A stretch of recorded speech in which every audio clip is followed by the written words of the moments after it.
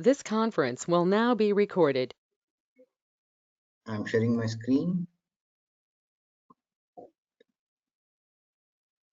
You should be able to see my screen.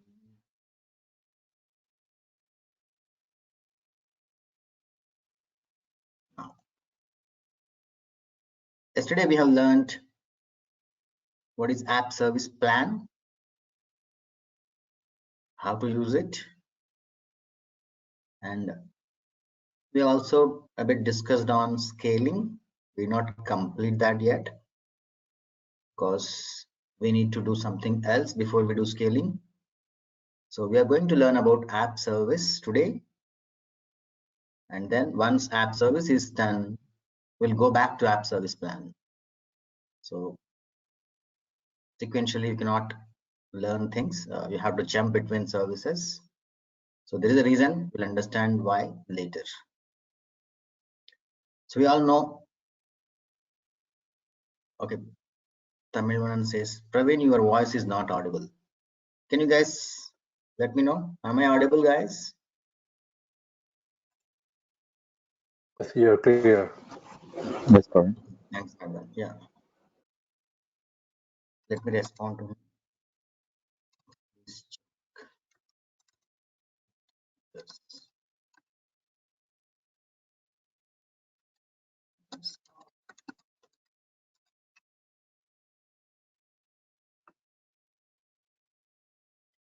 All right. So today we are going to learn about Azure App Service.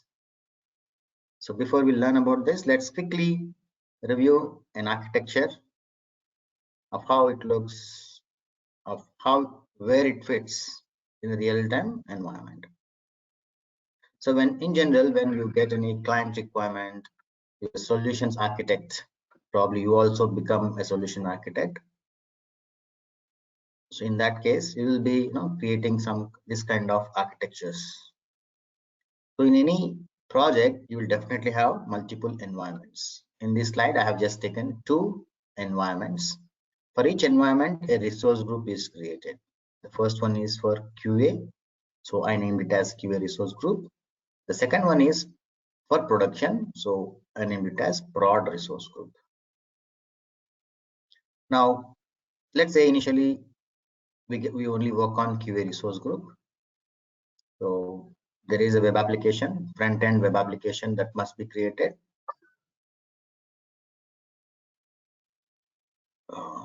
Guys, I think I have an issue. My VM, it got disconnected. So let me go on mute for a moment, please. Sorry.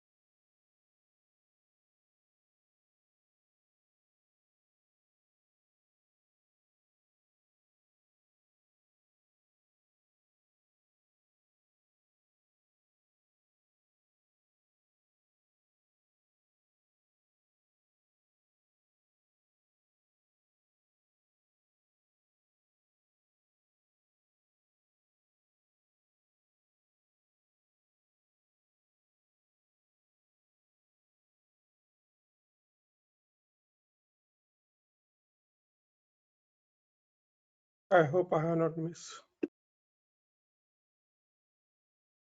Yeah, Vijay, there is an issue with my server, so I had to go on mute for a moment. Sorry, guys. Yeah, I think I'm back now. Let me share my screen again. Sorry, guys, for that.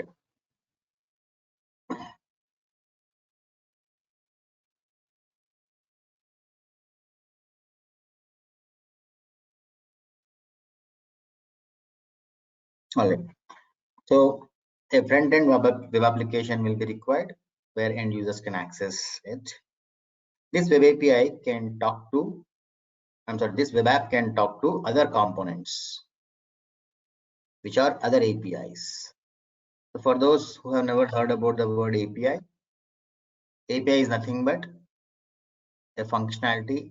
It's another website. It's as simple as it. Don't think too much about it. APIs are also other websites. So here, web application is talking to API 1. This API 1 is doing some job. Basically, its job is to upload files into storage.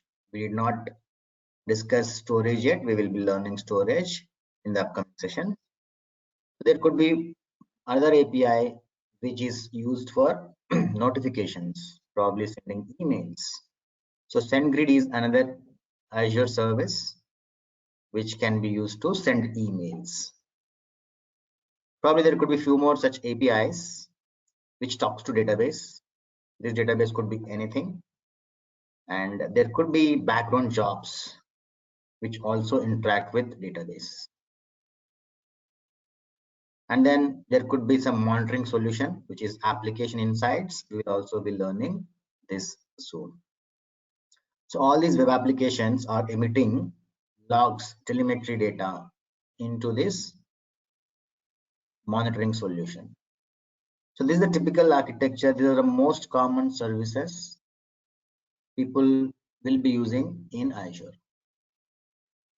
Okay, so web applications fit here. Intentionally, I did not have app service plan in this diagram, but app service plan will also be there, which is not shown here, right? So here web app and app service both are same. Web app is the alias for app service. You can also say app service web app.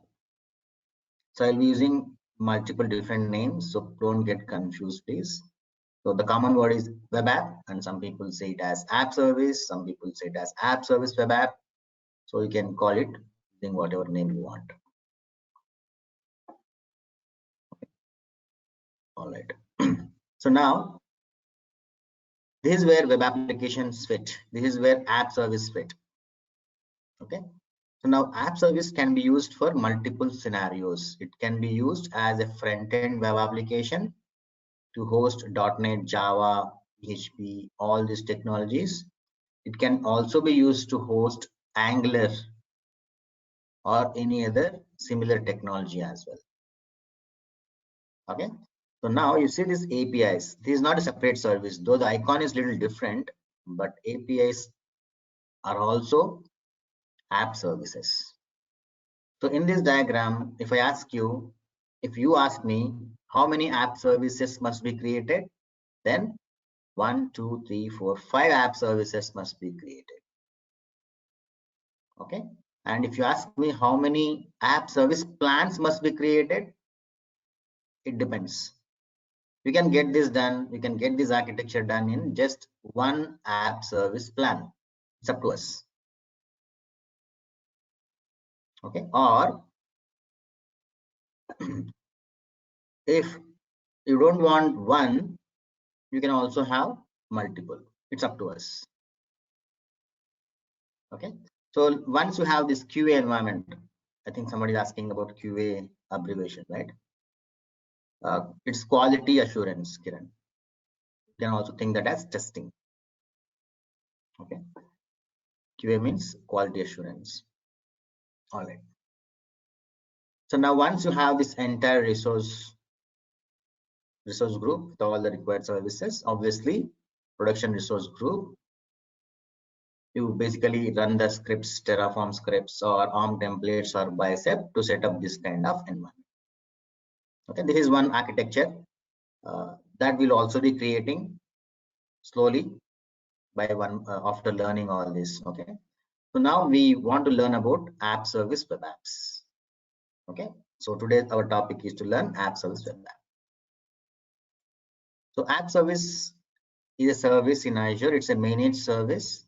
It can be used to host any type of web applications. There are different type of web applications. One of them is app service web app service API apps. Okay, there are different technologies, web API, WCF. These are .NET technologies that can be used to host, that can be used for hosting inside app service. So I just mentioned .NET technologies, but it could be anything. You can also add mobile backends. Nowadays, we all use smartphone, right? So whenever you do something, it connects to some other special APIs called mobile backends. Those also can be hosted inside app service, right? So all these different technologies that I'm talking about, we don't need to worry about all this. A DevOps engineer will not develop all this in real time. All these will be developed by developers like .NET, Java, PHP. Those kind of developers will be developing applications for these technologies. DevOps engineer's responsibility is only to deploy them. Create a package and then deploy, that's it. So don't worry about, don't think that you guys should develop this. So that is not required at all. Okay. So app service is a service to host any type of web application. These are 3 type of applications available. As we already discussed, it supports .NET Core, Java, Ruby, Node.js, PHP, Python. All these technologies are supported inside app service. And as we all know, it runs in both Windows and Linux based environment. Windows or Linux based environments. Okay. And we can also take advantage of DevOps. It's very easy to implement DevOps when you're using app services. Okay. There are other features like staging environments, custom domain. We will see this in the upcoming sessions as well. All right. So there are many things that can be done using app services. These are all various features of app services. I will try to implement many of them, at least 1 or 2. You guys should be able to implement on your own. I will give them as assignments to you. Okay. All right. Let's first try to implement the very first thing. Today I will show you a application. I already have a .NET based application. I have already developed that. So I'm going to publish that into web application today. Okay, that will be our first assignment. So before that, we need to have an app service, right? So let's first create app service.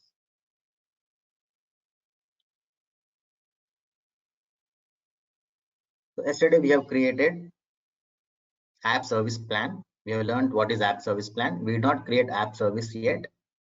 Of course, we have done that in our demos, but today we are going to create an app service. Hover on this and click on create button.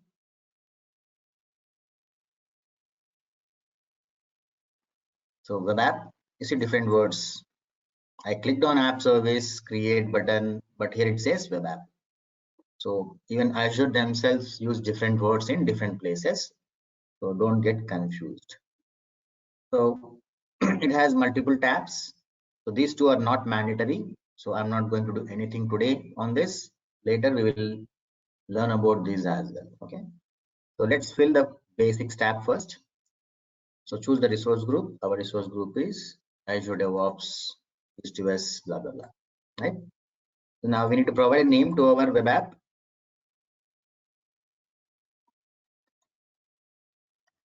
So this is for dev environment, east to west. So this is web application, right? So web app 1. So unfortunately, that's not available. Somebody else has created this, right? So I would give 2. So now you see this, observe this .azurewebsites.net. So basically what they're saying is, as soon as I click on create button, a web application will be created, a domain will be created for our web application inside this main domain. So whatever name we provide, .azurewebsites.net will be the URL. So I want to publish this code as a code.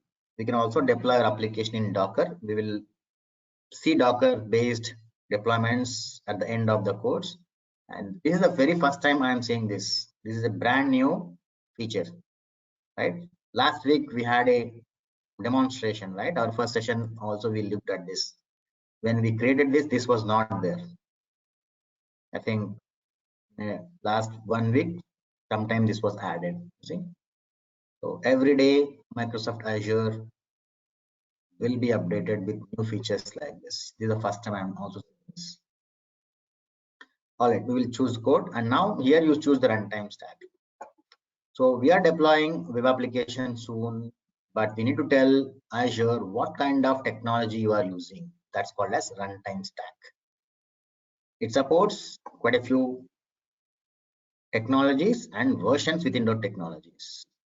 So remember guys, app service allows us to choose versions of different technologies. I'm going to choose .NET Core 3.1, but you can choose Java, Node, PHP, Python, Ruby. All these can be used, or any one of these can be used in real time when you are working. I'm going to pick .NET based application. Okay.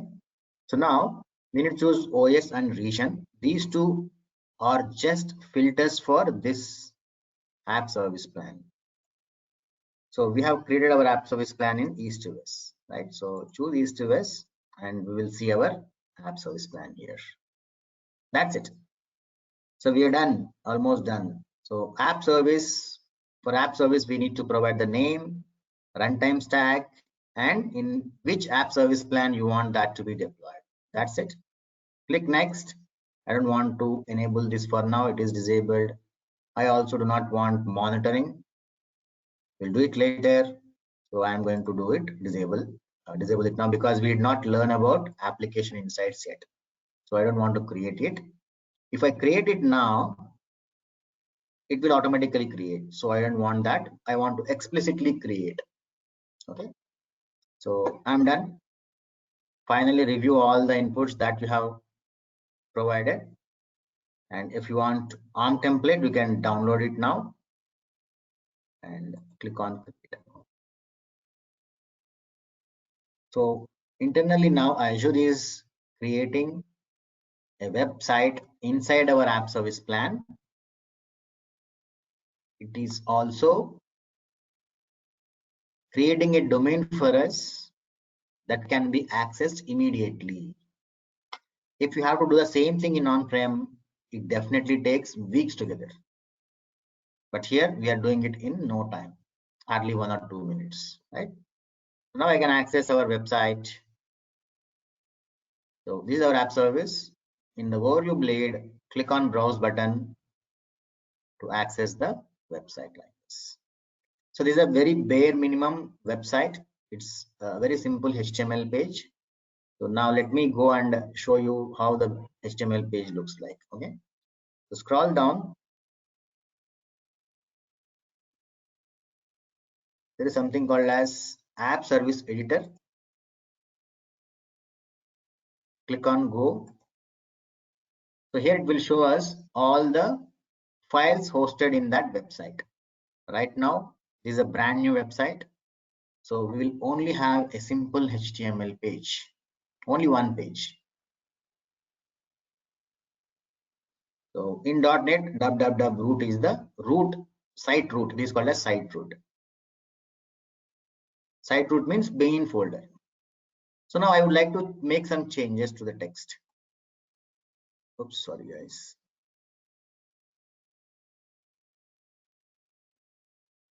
So I would like to change .NET Core developers to DevOps engineers. So let me search. This is HTML text, which will be done by developers. Okay, so hey, app service developers, right? Hey, DevOps engineers. This is automatically saved. Okay, you see, the save button got save text is displayed. That means it is automatically saved. Now, if you want to see the output, all you need to do is go here and refresh the page.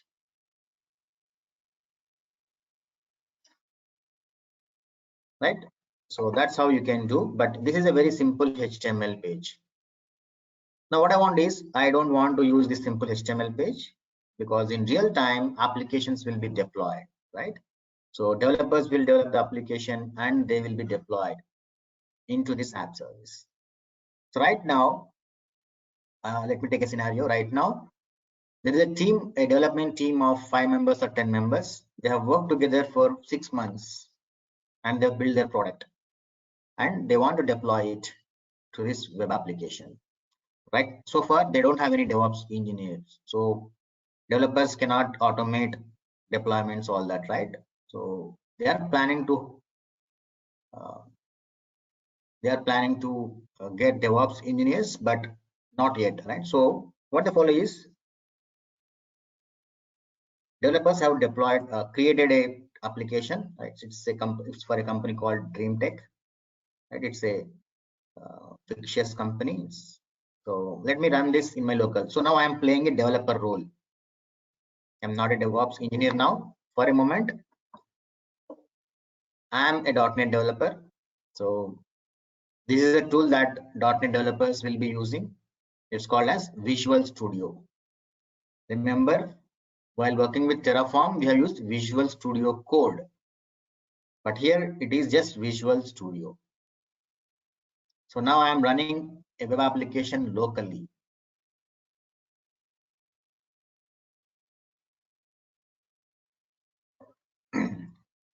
Because today it's the first time. Yeah, you see, a simple web application with some pages, home, privacy, those menu items are created. So there are more things we'll discuss about those, but for now we'll just look at simple 2 pages.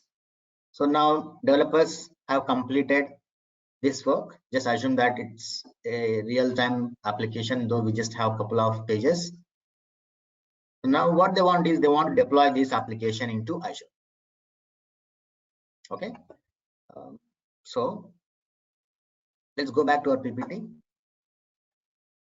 We would like to publish the .NET application using Visual Studio. That's the first point, right? So now I would like to deploy this from Visual Studio. So if a developer has to deploy it, how would they deploy, right? They need to have access to Azure App Service, right? There are multiple ways of doing that. So the very first thing is, here I am the admin of Azure, I am the developer. I am playing both roles, right? So in that case, what happens is, if you observe here, I am logged in as Praveen already. So Visual Studio has inbuilt tools which can connect with Azure. Because of that, what happens is, I can do a right click, I can publish. Again, guys, remember, I am now playing a .NET developer role. You guys might not have this Visual Studio installed on your machine when you're working in a real-time project, because it is a licensed version. It's a little expensive. So developers, if they have to deploy it, they follow this way. Right click, publish. And where do they want to publish? They want to publish inside Azure. Okay, so there are many options. The first option is to choose Azure. This option must be selected when user can log in with Azure credentials, which is shown here. If user doesn't have access to Azure, then this option must be selected. Okay, so let me show you this. I don't want to show you this because it's straightforward. It will ask you next. That's it. It will ask you to choose which app service you want to deploy. But generally, developers sometimes, in some environments, developers might not have access. They might have access to dev environment, but higher environments, developers will not have access. In that case, if developers still want to deploy it manually, then what people should do is, developers should talk to Azure administrators. Azure administrators should connect to Azure, navigate to app service, go to overview blade. These are all called as blades. Okay, by clicking on overview menu item, we come to overview blade. Here you see get published profile. Click on this. It will download a small XML file called publish settings file. Now Azure admin will share this file to developer. Okay, so now developers will use this, copy and go back to Visual Studio and import profile. Import your publish settings to deploy your app. Okay, developers will select this and click next and browse and choose the file. I have copied the path already, right? So click on finish. So now the local web application is linked with our app service that we just created. It's ready to publish. Now I can click on this publish button and please keep an eye here. So there are multiple steps that will happen. First, this source code will be converted into executables.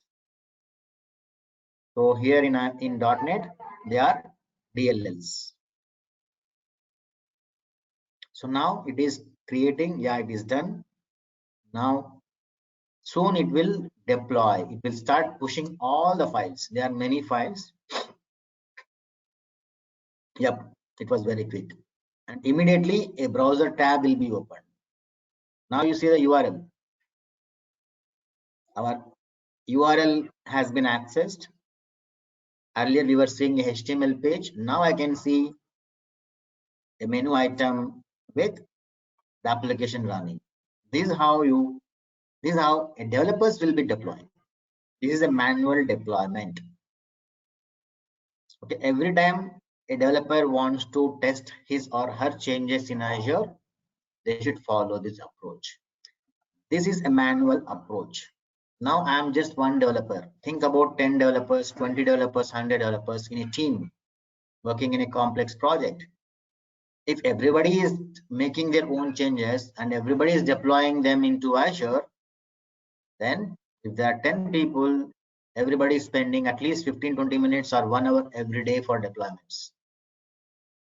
That means for a 10-member team, they are wasting 10 hours. That's where DevOps engineers can help to make their lives easy by automating the entire process. That's called as CI/CD implementation. Okay. For now, we will not look at that. We will implement CI/CD later in the course when we start DevOps, actual DevOps. For now, understand this is how manual deployments will happen in Azure App Service. We're not going to DevOps yet. Right now, we are just learning Azure. Okay. So this is how things will be deployed. So we're done with first point. Any question, guys, on this specific thing on deployments of web application? If you have any questions, let me know, and I will also see the comments. Yeah, Kiran is asking, can we choose domain, custom domain? Absolutely yes. Okay, yeah, I think let me explain that. We can use custom domain. I did not have that point here, so let me explain that. So Kiran is asking,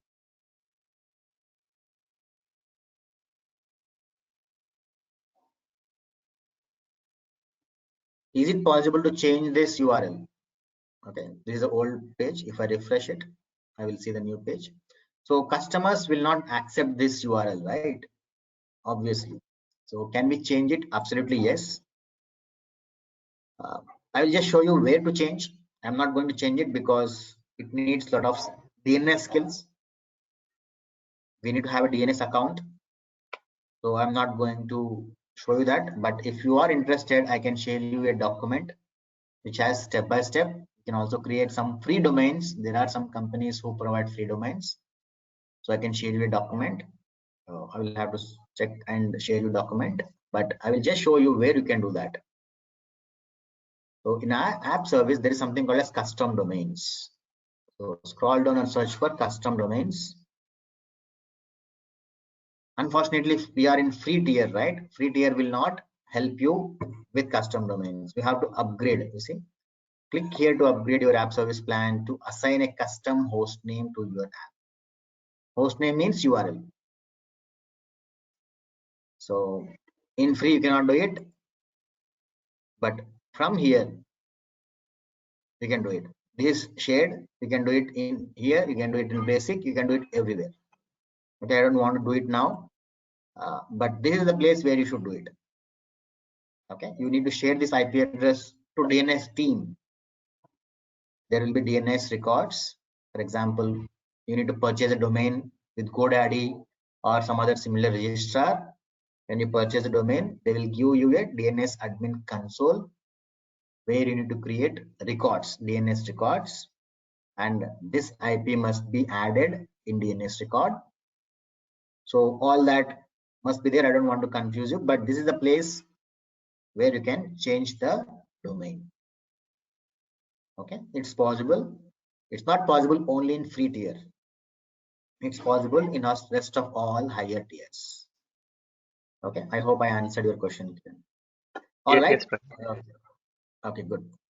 So I think I need to close this. Before closing, if I open this, you see all our package is deployed. Earlier we had only this. Now I can see all our executables. There are many files out there. All CSS files. The developers will be using them. DevOps engineer just need to understand, okay, there is CSS folder, which is for styles, there is JavaScript, there are some libraries, there are some DLLs. So you should understand, get comfortable with all these. Why do they use all this? You should, at a high level, you should understand slowly. Okay, let me close this. I don't want this anymore. I'll close this as well. So we are done with first lab. We'll go on.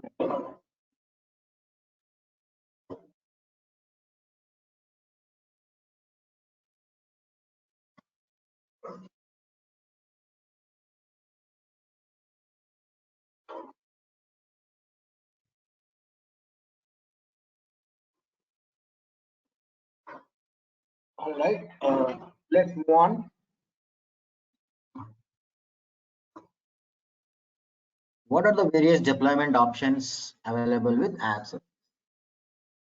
Right now, I used Visual Studio to deploy the code because I was acting as a developer. But what if you don't have Visual Studio? In that case, we can go to FTP. Okay, so I'm not going to open FTP and do the deployment because it's straightforward. But in order to connect to FTP, we need FTP credentials, right? All right, there are multiple ways of getting FTP credentials. One way is go back to overview and you see FTP hostname, FTPS hostname. It's a secure way of connecting to FTP. And now you need a username password, obviously, right? There are two different types of passwords, username and passwords. The first one is get published profile. We have downloaded this, right? It's an XML file. Let me open this. Now this XML file contains username and password. So this is not looking good. Format is not proper. So please bear with me. So you have to search for username. You see, username is here. This is username and this is password. So these two must be used in order to connect FTP. So connecting to FTP is very straightforward. Okay, this one, I'll close this. Visual Studio is using those things. So now if you don't understand that file, it's hard to get the username and password. Don't worry, you can go to deployment center.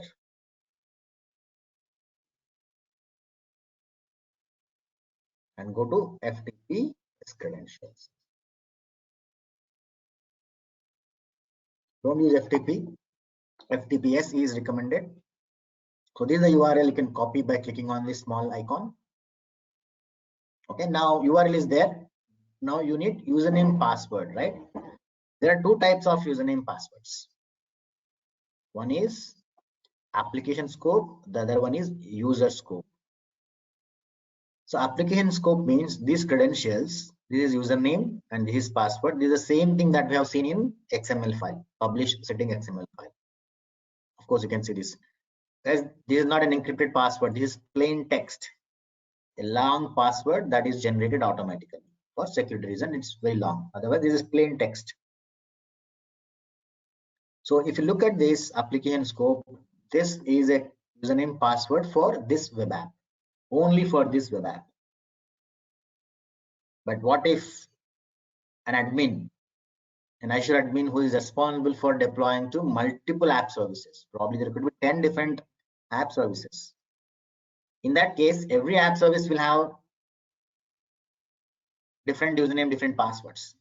But there are some cases where admins say, I want to use one single username, one password for me.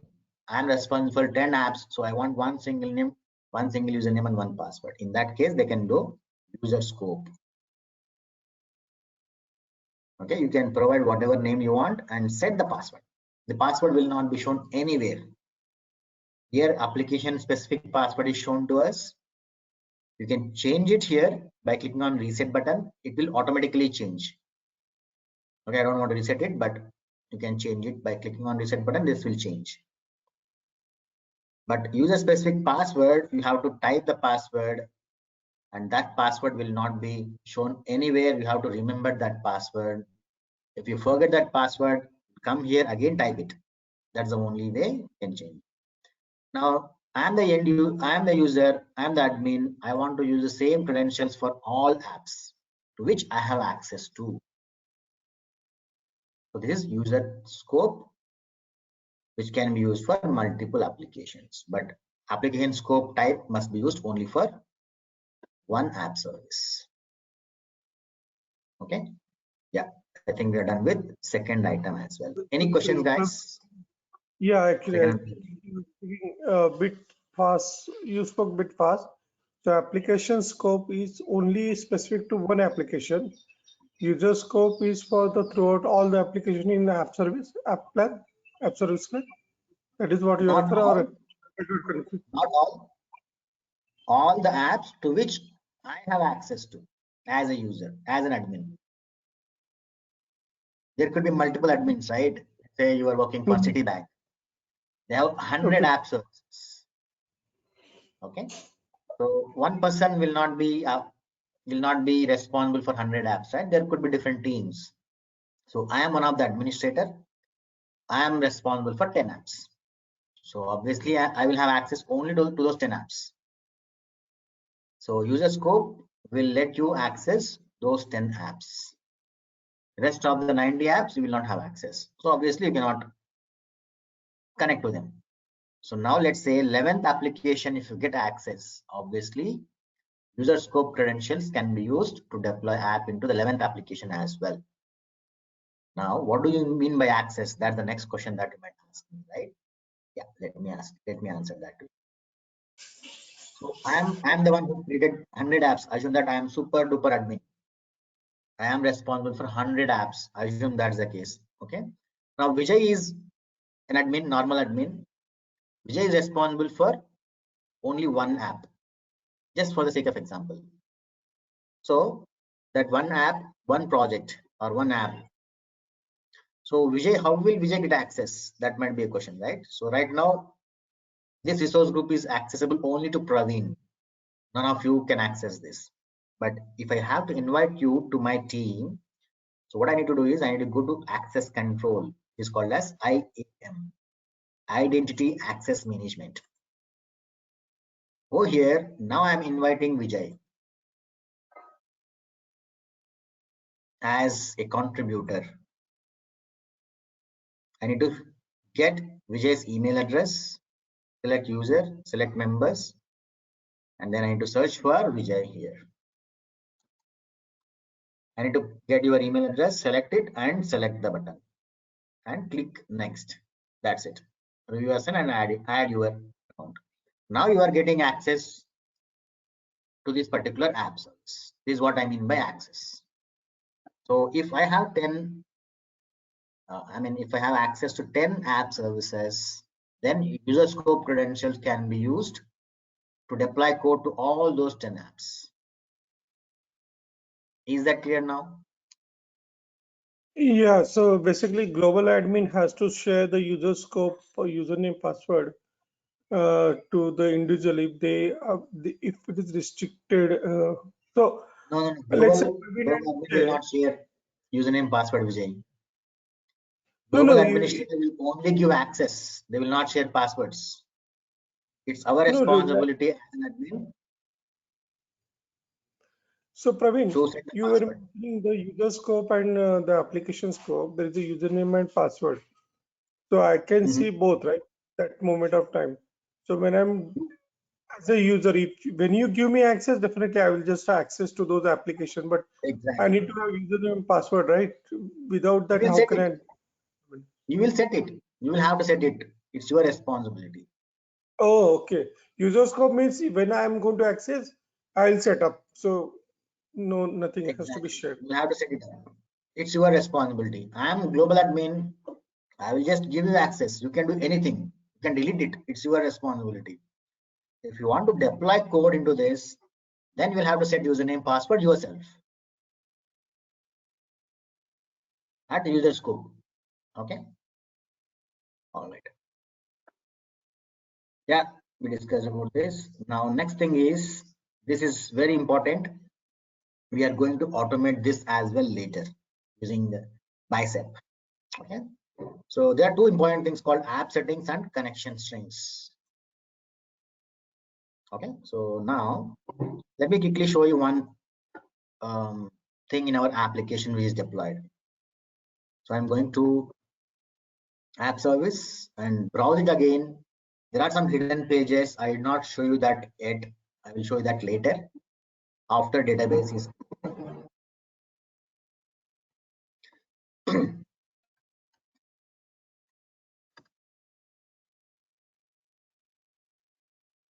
so now you see this is coming from database. Of course, create new. I can create new users. I can edit all that I can do. But here I'm getting these details from a database. So now, which database? We not create any database yet, right? I will show that later. But now, how is our application connecting to database? Where exactly the configuration is created? That's where the configuration blade comes into picture. So configuration helps us in doing multiple things. One of the most important and most common one is application settings. So this application settings has again two settings. One is again application settings and connection string settings. Okay. So in connection strings, this maintains all the connection strings, database, to any other account, any other services that our application would be using. Okay. So web applications depend on many other services. One of them is database. Okay. Developers will take care of all that, writing code on and everything else. But as a DevOps engineer, you don't need to worry much about this. Don't worry if you do not understand connection strings, application settings, all that. Just keep in mind that as a DevOps engineer, we just need to add key value pairs in this. Connection string is also key value pair. Application setting is also key value pair. Now, what do I mean by key value pair? Let me show you that. Click new connection string. All you need to do is SQL connection string and then put some value. This is database connection, some value. Don't worry about what this is because we did not discuss about database yet. We are going to learn about database soon.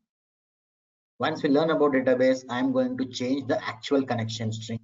Right now, I'm hard coding to some text.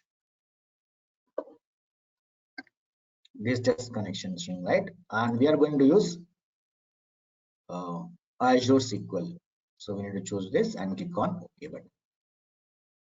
And don't forget to click on save. That's important. Right now, it is not yet saved. We created one connection string. The same way, if somebody asks you to create app setting in the very same way, click on new app setting P1 value. Okay, a real-time example. What could be an app setting? If you ask me that, let's say, for example, let's say Amazon decides to give a discount on all products, 5% discount on all products today. They cannot go and add discount in every other product, and they have crores of products. So what they do is they dynamically do it.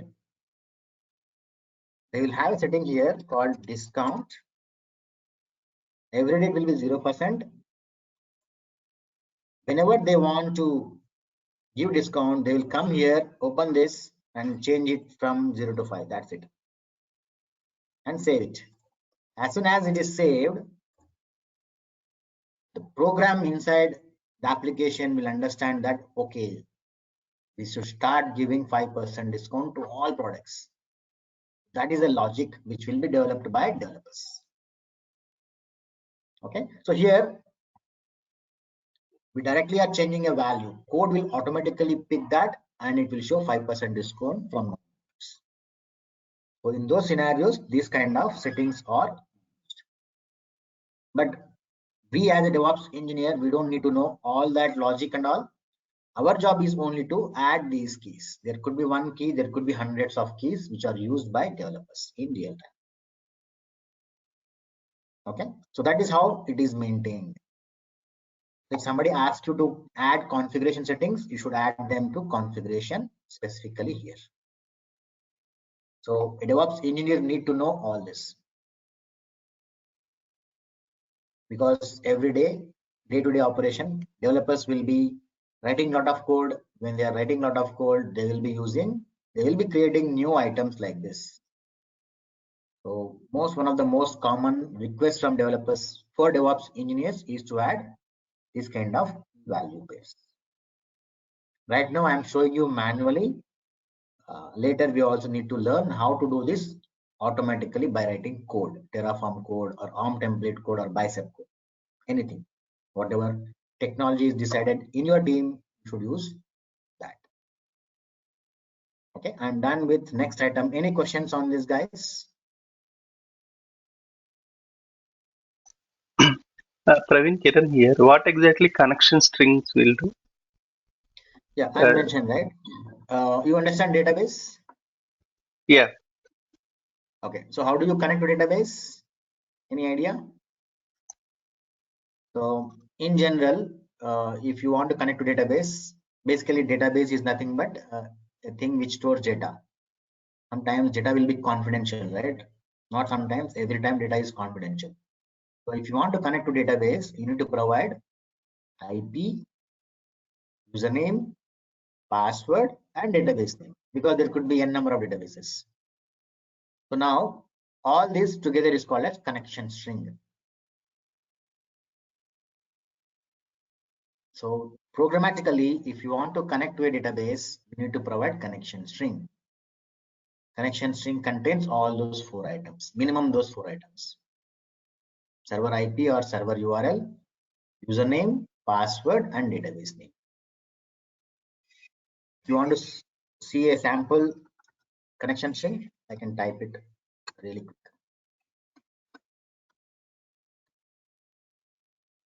His IP address, username equal to some username, password equal to complex password, database equal to database. This is the connection string for connecting database which is located in this server with this username and this password. This is called as connection string. Is that clear? Yeah, that can be in Azure database or any other third party also, right? Anything, yeah, it could be anything. Every database will have a connection string that should be used in order to connect to that database. I just gave database as an example. There are many other services which also has connection string. For example, if I go to architecture diagram, so this is database, it has a connection string. This is storage account, this also has connection string. Okay, this is SendGrid, it doesn't have connection string as such, but it will have a key and name. This is similar to connection string. Okay, call it. So now, So this web data is stored in the database, right?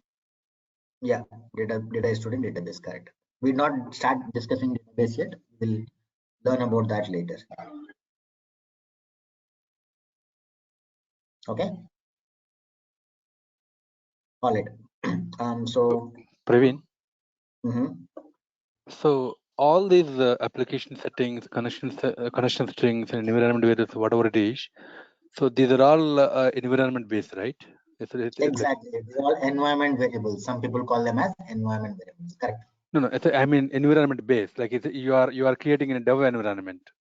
So now you can download the template and you can change that to QA environment by changing that what is that TF Terraform. Yes.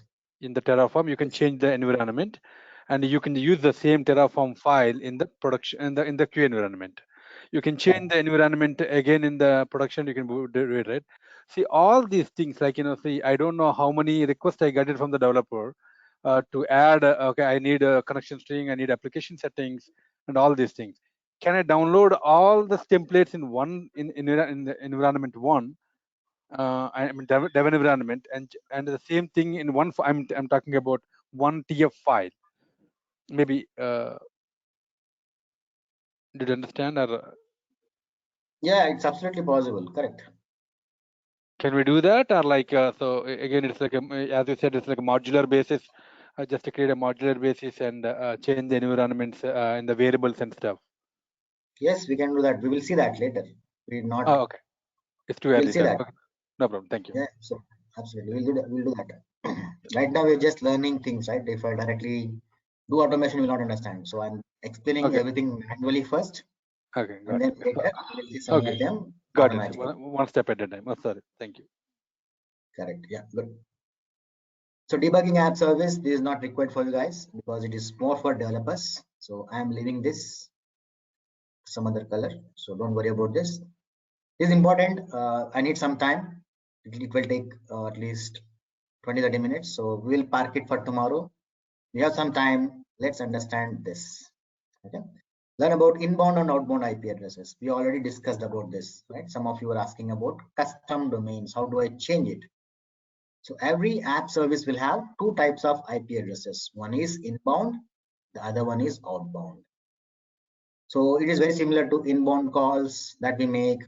I mean, that somebody makes to us, and outbound calls is something similar where we call someone from our mobiles, right? It's very similar to that. So inbound IP addresses is used in DNS. I just explained that, but outbound IP address. Can you guys, someone tell me, looking at this name, what do you understand by this outbound IP address? Anybody? A URL to access any API from the web app. You're close. You're right. Very good. So in this diagram, if you say this, our web app is making calls to different APIs. That's number one. And this is also an app service, right? So this is also making calls to database. Okay. So in general, database, we are going to learn about database. Databases will be very secured. We all know that, right? Not just database, every other service will be secured. Even this will also be secured. So now here and here, everywhere there will be IP restrictions that we can be imposed. So when you deny all IP addresses, even our web application cannot talk to this database. Though web application might provide the appropriate connection string, the valid username, valid password, still database might reject your request. Okay, so database will need a username, will need a valid IP addresses. Who knows? Username password might have got compromised. They might have leaked. Developers who have resigned from the company might have left the job. They know the username password. Probably they might be trying to connect. Who knows? You don't know, right? So as additional security, what database also do is they only allow from certain IP addresses if you want to. Okay. In that case, our application is making outbound calls to database. Okay, so web application will have both inbound as well as outbound IP address, right? So database team requires those outbound IP addresses to whitelist this particular app service. Is it clear? That is where outbound IP addresses will be used in real-time scenarios. Now let me show you where to get outbound IP addresses. Go to app service and you will find outbound IP addresses in a blade called properties.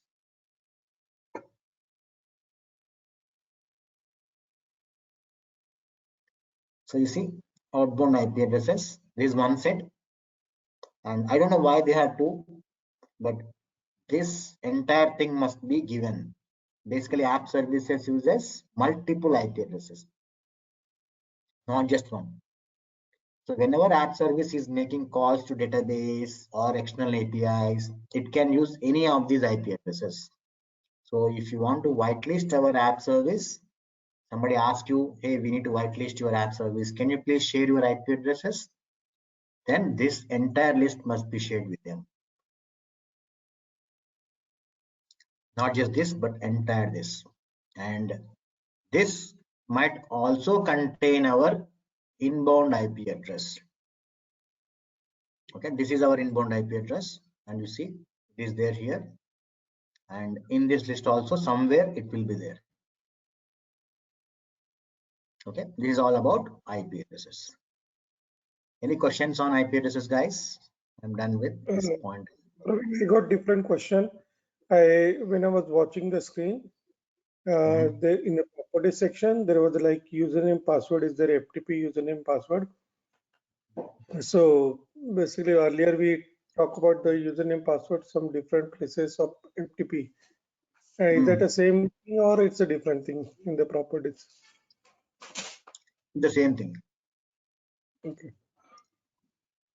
Yeah. Next thing is restriction of access to only certain IP addresses. Okay. So now we are in development phase only, right? We just create dev environment. So I'm a developer, I'm testing it.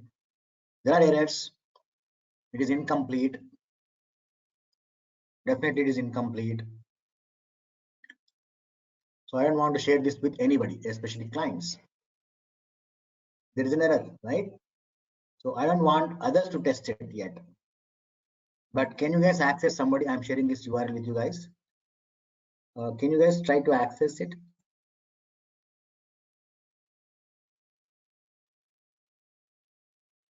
Sorry, guys.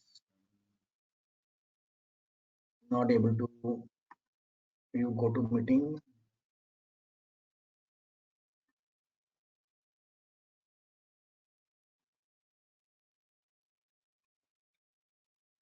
Guys, I'm sharing it in the chat. Can somebody paste this in GoToMeeting to everyone?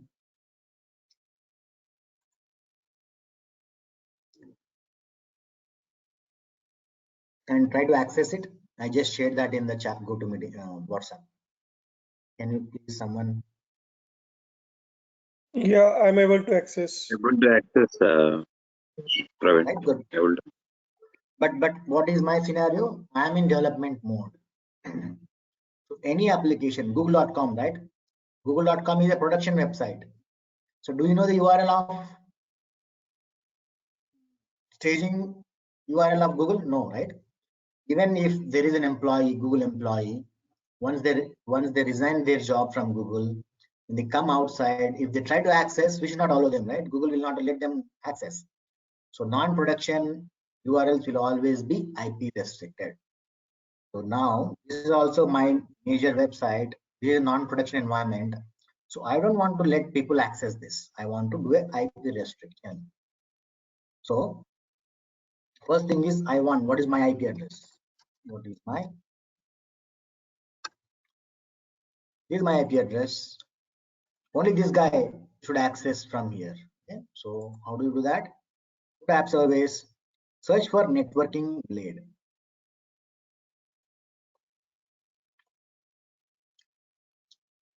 access restriction is currently turned off. I can add rules. So here, Praveen's IP.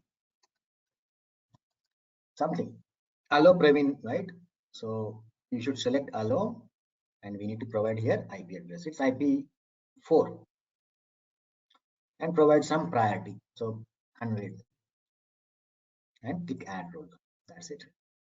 Now if you guys try to access, you see, only Praveen is allowed, rest of everybody is denied. Now if you try to access, you will not be able to access this URL. Can you guys try, please? Yeah, just tried.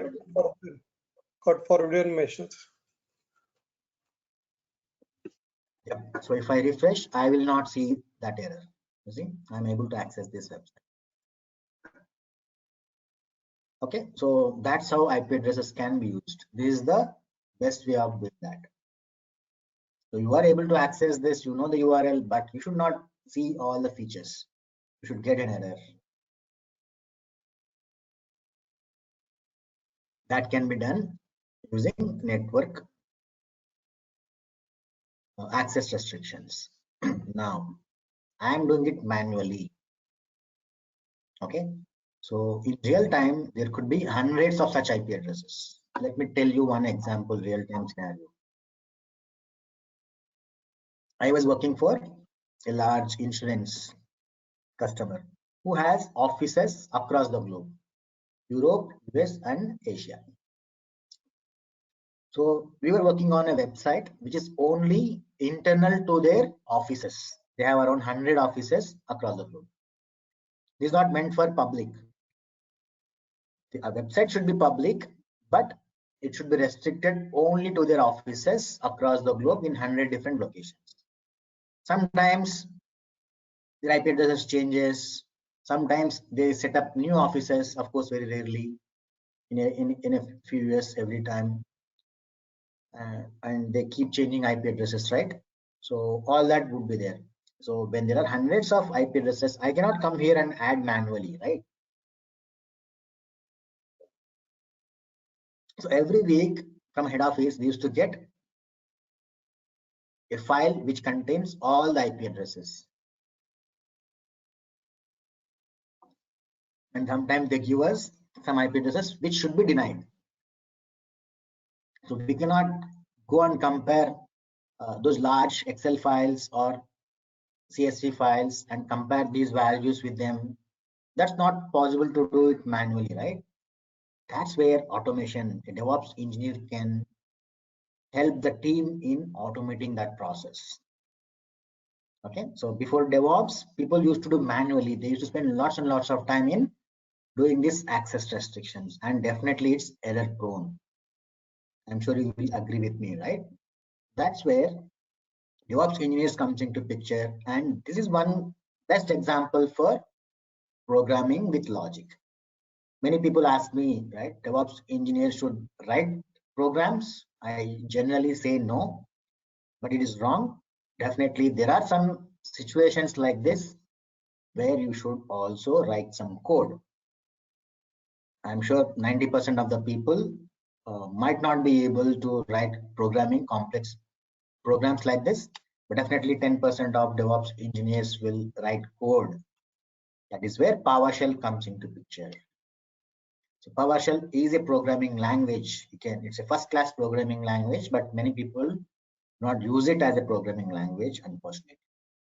PowerShell has both commands as well as programs. So now here is a real-time scenario where PowerShell can read the files, grab the IP addresses, and add all that automatically here by PowerShell commands. We are going to see this later. But because we are doing it manually now, because it is one or two IP addresses, so that's good to manually add it. But when you have hundreds of such services, such IP addresses, then we should use PowerShell. See how to do this using PowerShell later. Okay. Any questions on access restrictions, guys? I think I'm done with this as well. Any questions before we move next? Yeah, I think we'll stop it here. I will wait for your questions. If not, I will give you my questions. Praveen, can we get a dummy ASP.NET web MVC or .NET Core application just to? Yeah, this is .NET Core application. I can So share you would you be this. sharing? Yeah, you can share it with me. Yeah, this is not complete one. Yeah, I will share a working because some many returns are all not there. But definitely, I will share you all that. You can also. The reason why I not share that is just started today, right? I will share you all this. Okay. Okay, all that. So I think if you not have any questions, let's start with my questions. Again, I don't have somehow I'm not able to send the chat in GoToMeeting, so I'm sharing it in WhatsApp. So can you please share this URL with everybody in the chat? Someone?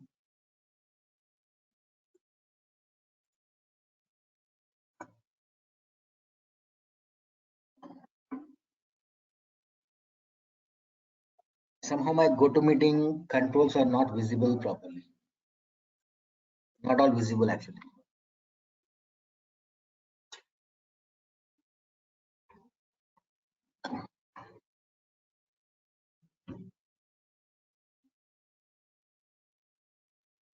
I think I can see it. Yeah, thank you, Sandeep.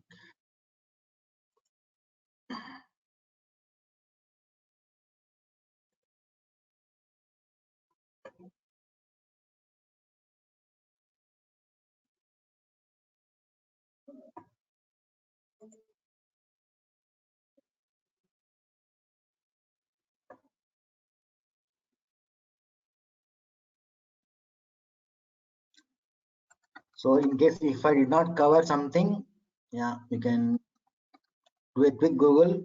You should start doing Google from now onwards and research. You will get to know more questions. You'll get to learn more items. Sometimes I might miss many items. So while trying to find an answer for one of my questions in this quiz,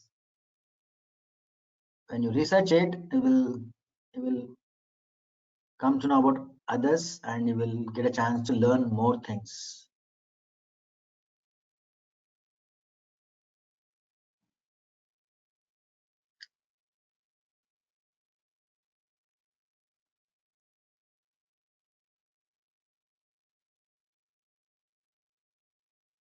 Yeah, at least one or two I did not cover. So you should just do a quick Google. You should find an answer.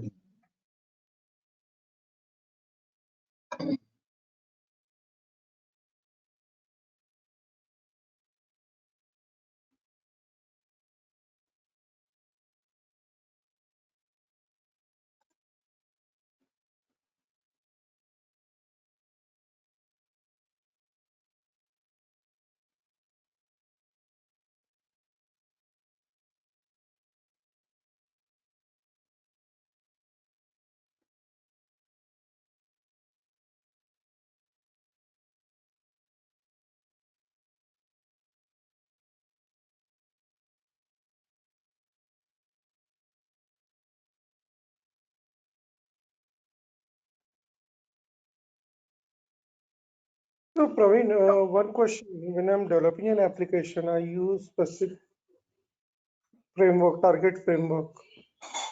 Oh, no. Okay. I got my answer. Sorry. I'm already asking, can you share previous quizzes? I think you lost them. Yeah, I will share you. You should, guys, you should save them, save the URLs. Think that you want to do it again. Please save them to your notepad. I don't have those URLs handy, but I will try to get them already probably tomorrow. Just remind me tomorrow during the session starting. I will get them handy. So for 7 responses,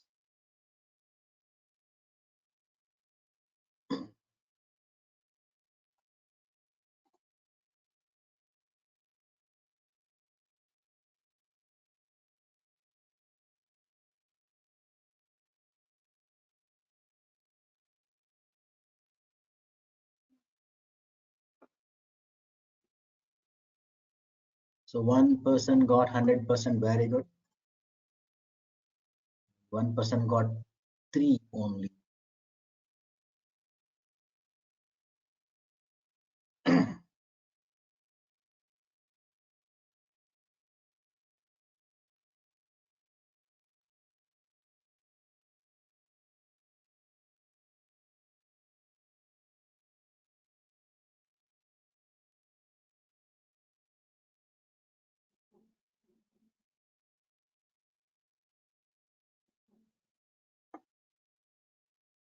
Nathan, WhatsApp, can you add it to me?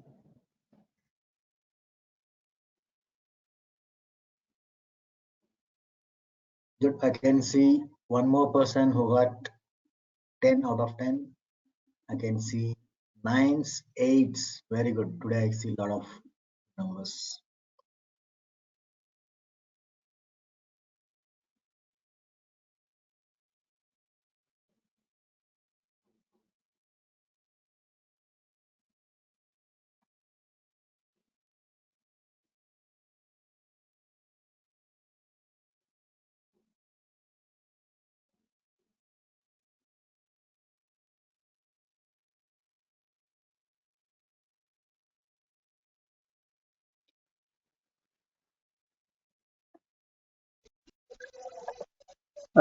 Praveen, Kiran here. So in Please go real ahead. time, we're creating multiple VMs, right? So oppose that, will we manage those, or separate administrator will manage those things? Means giving access to those VMs to users and revoking them, that kind of stuff. It depends, Kiran. It depends to project to project. So admins generally VMs, right? So after provisioning, there will be many roles and responsibilities. So monitoring, troubleshooting, deployments, maintenance, right? So some of them will be done automatically by DevOps engineers. Some of them will be done by DevOps administrators manually. If they don't know how to automate something, obviously they will rely on manual approaches. So it depends on what exactly they are doing. Sometimes what happens is there are teams, there are different roles basically, not just DevOps and admins, Okay. production support guys. So in VMs, you might be using SQL, you might be using web applications, right? So depending on different workloads, the roles will change. So based on that, you will either have to give it to admin or DevOps engineers will be doing something. Anything related to provisioning, changing the configuration, all that DevOps engineers will do. But in terms of maintenance, generally admins will do that. Okay. And if there are 10 people in the project, do we need to create separate VMs for all those, if that is the requirement? It not depends on team, right? It depends on requirements. For example, how many VMs are required? What exactly business is doing? So for a business, there might be 100 applications, 50 databases. In that case, your architect will decide how many VMs are required for applications, how many are required for databases. Some people create different VMs for different regions. So a lot of scenarios comes into picture. It all depends on requirements. It's not based on team members, no. Okay. So same VM can be accessed by multiple people if they have credentials, right? Okay, so see, Kiran, you should think about, don't just think about development, you should think about production all the time. Okay. So your questions are specific to users, right? But I will answer your question. Generally VM, right? Right now I am using a VM. I am the only person who can access this. Okay. If I share your username password, when you log in, I will lose access. That's the default behavior. Okay. But now if you say that I want 3 people to simultaneously access the same machine, then you have to purchase licenses. Then it is possible. Okay. Yeah. But don't just think about development environments. You always should think about production scenarios. How would a customer be using VMs in real-time scenarios? Is it app services or VMs? First decide that, and then think about logins. Who will do management? All that. Yeah, it depends on requirements. Yeah. Okay. All right, Karthik is asking a question. So basically, there is a question which I did not discuss. Right, the question is on which option must be turned on or off to prevent application recycling. Right. So, oops. So I did not answer. I did not ask that question. Right. For example, let me show you that. Please pay attention, guys. This is more for developers. That's why I did not tell you, but because you are able to see my website browser. I am right now using browser. You're able to see privacy page now. Yes. Yes, right. Okay, good. Okay, so now you observe the speed. Okay, it is very fast, right? It is running very fast. It's not loading here. It is running very fast. Okay, so now I will show you some slowness. I will show one example of when it will become slow. Simple. Right click. Again, do a deployment. So not here. I can click on publisher, right? Just do a deployment. So I'm just showing you when a website would become slow. One is after deployment. After deployment, website will become slow only for the very first request. I closed it. Basically, Visual Studio will automatically open a website. Automatically open the website in the default browser. So now a deployment happened, right? Now let me click on. Unfortunately, that browser itself made a request, right? So that's why it is fast. Otherwise, it will be very slow after the deployment. The very first request will be very slow. After subsequent requests will be fast. This is one example of when the website will be slow. The second one is this. Go to configuration and add some setting. Some key. Click OK. OK will not add that setting, guys. You should save it. Now, observe, please pay attention. When you click on save, a pop-up will come up. Any changes to app settings and connection string will restart your application. Are you sure? Yes. That means restart application means it will clean up complete RAM. All the resources that are allocated to this app service will be cleaned up. When cleaned up, the subsequent request, the very first subsequent request, now please pay attention here. You see, it is a little bit slow, right? It is revolving, loading. Now you see this, it will be fast. That means the very first request after a restart, it will be slow because the websites need to acquire resources for this web application from OS. This is second scenario where it will be slow. First scenario is after deployment. Second scenario is you make some configuration changes. And third one is automatic recycling. Let's say this website has no request for 30 minutes. Nobody is accessing this website. Since 30 minutes, it's idled out. So by default, any web server will automatically clean up the resources allocated to a web application which are idle. So it notices that, hey, this web application is idle. Nobody is accessing this. So why should we dedicate some resource to it? So let's clean it up so that it can be used by other applications. Other applications which are being used will be faster. So that's the default behavior of any web server. So it will automatically deallocate resources. So now this is a problem. When it deallocates, the very first request will be slow, right? Some critical applications might have concerns with this kind of approach. Then the very first request should be fast for them. In that case, what we should do as a DevOps engineer is go to general settings and turn this always on feature. By default is off. If you turn it on, it prevents your app from being idled out in activity. Okay, this feature is not available in free tier. It is available only in basic or higher tiers. Basic, standard, premium only. This is available. That's why this icon is shown. That is called as always on. Always on means your website will not be recycled due to inactivity by the operating system. It's a very small setting, but it has a big story. Is that clear? Recycled is again equivalent to restarting. No, restarting will internally call this recycling.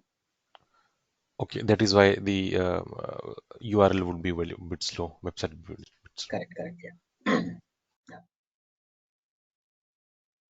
Okay. So it's similar. You can think basically restarting is different. Restarting will internally call this recycling. It's one of the steps. Okay. I hope that's clear. There's the next question. While restarting application, any downtime? Yeah, obviously, Kiran, obviously. When you are restarting, your application will go down, obviously. Yeah. Okay. I think I'm done, guys. I can see 21 submissions. Good. And let me check the scores. I think you should have seen all the scores. I'm posting everything. I see 1, 2, 3, 4, 5. 5 people got 10 out of 10. Very good. I can see a lot of improvement. And of course, the questions are also a little simpler. I can see many 9s and 8s. Very few people got 1 people got 7 and 2 people got 6. 1 person got 3. That's the lowest.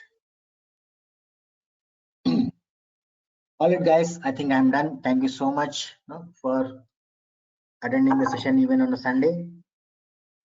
I will let you leave now. Thank you so much. Have a good weekend.